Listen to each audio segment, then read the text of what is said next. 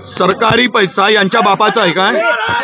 रवी राणाच्या कमाईचा आहे किंवा या सरकारच्या मुख्यमंत्र्यांचा उपमुख्यमंत्र्यांच्या कमाईचा आहे?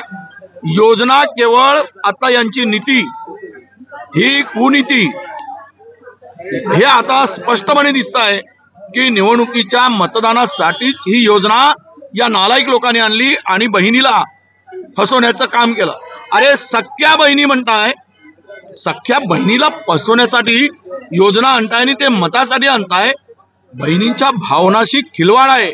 महाराष्ट्रातील तमाम बहिणींना सांगतो आहे, हा रवी राणा जे म्हणलं आहे ते सरकारच्या मनातील बोललेलं आहे, ते शिंदेंच्या मनातील, ते फडणवीसांच्या मनातील, ते अजित पवारांच्या मनातील बोललं आहे। ही योजना केवळ आणि केवळ मतासाठी आहे। मताची झाली कडकी, बहीण आटवली लाडकी। आणि हा जो बोललाय रवी राणा, हा बेईमान माणूस बहिणीला फसवण्यासाठी जे काही लोभ देतो, प्रलोभन दाखवतो आणि 1,500 रुपयामध्ये मत घेण्यासाठी काय ह्याला वाटलं की आमच्या बहिणी विकाऊ आहेत? या आमच्या बहिणी या 1,500 रुपयाला मतदान विकतील?